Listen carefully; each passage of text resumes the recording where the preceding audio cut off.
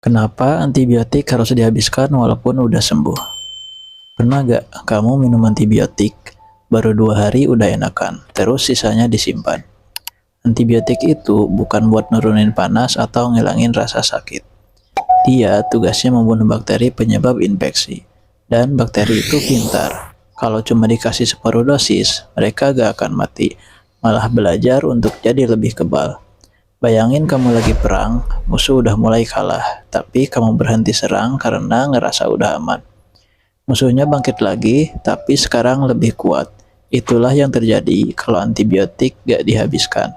Bakterinya bisa balik lagi dan kali ini lebih susah dilawan.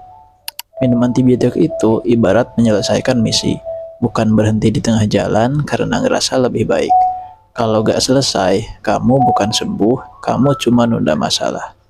Masih banyak yang belum kita bongkar, follow biar gak ketinggalan.